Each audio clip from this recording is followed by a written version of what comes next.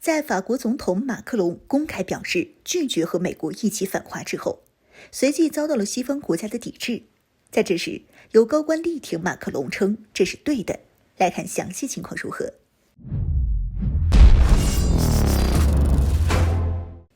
Hello， 各位老铁，大家好，欢迎收看本期密财虎，我是虎妞。自从在我国的调和下，沙特和伊朗重新恢复外交关系之后，似乎全世界都有一种向我国靠拢的趋势。特别是在欧洲地区的国家们，以往这个地区的国家可都是美国的铁杆盟友，美国干啥他们就干啥。而美国反华，这些国家也走在反华的第一线上，跟着美国对我国进行各种制裁，并抹黑造谣我国。不过近期这些国家和美国产生了一点间隙，已经有不少的国家开始考虑拒上美国的反华战车，法国更是付出了实际行动。在法国总统马克龙宣布反华后的没几天，马克龙就乘坐专机抵达我国，和我国达成了多项合作，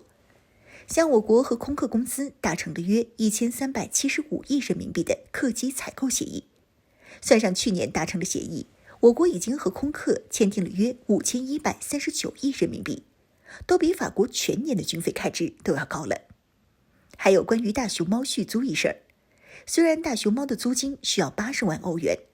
但是这个大熊猫却能为动物园能带来6400万欧元的回报。现在大熊猫成功续租，法国的动物园自然也能够赚得更多。而这合作达成了这么多，马克龙自然也得表一下态了，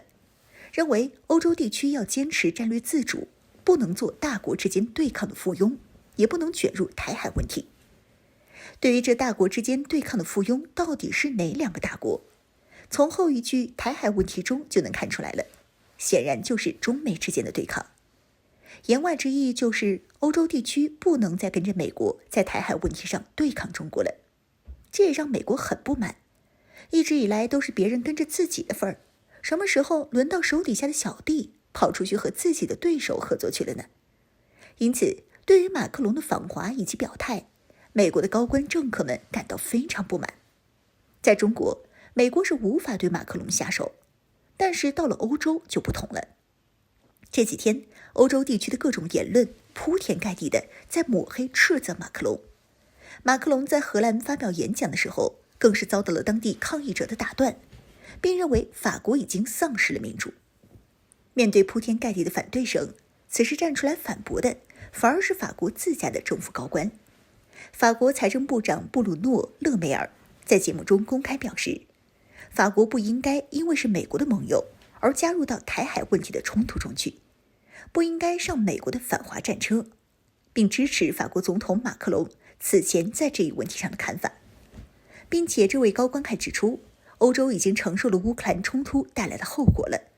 现在世界并不需要另一个冲突。俄乌冲突大家也都知道，表面上是俄罗斯和乌克兰之间的战斗，但实际上却是俄罗斯与美国为首的整个北约的战斗。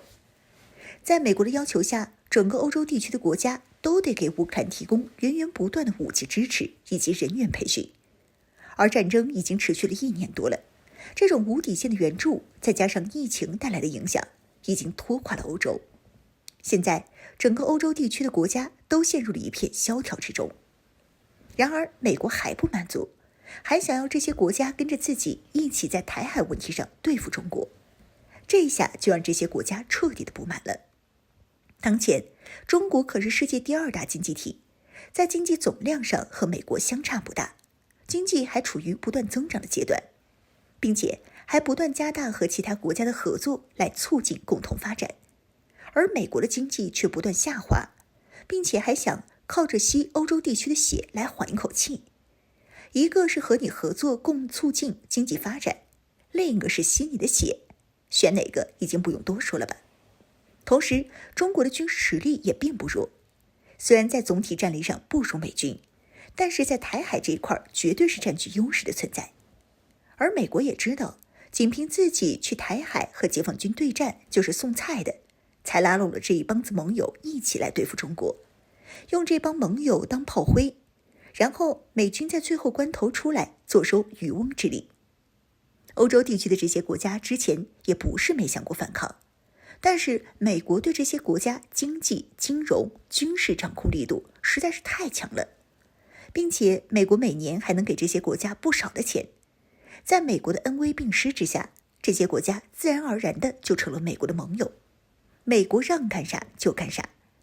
但现在美国在经济、金融领域接近崩盘，硅谷银行的倒闭只是一个开始，在军事上也处于下滑。F-35坠机事故频出，就是美国军事实力逐渐衰落的最好写照。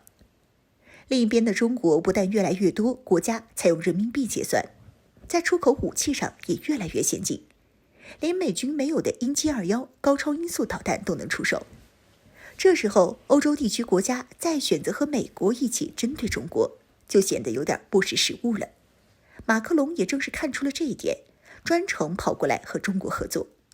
美国也意识到了这一点，想要阻止这种情况的产生，但归根结底，以现在的美国想要阻止时代的改变，还是有些太过于强人所难了。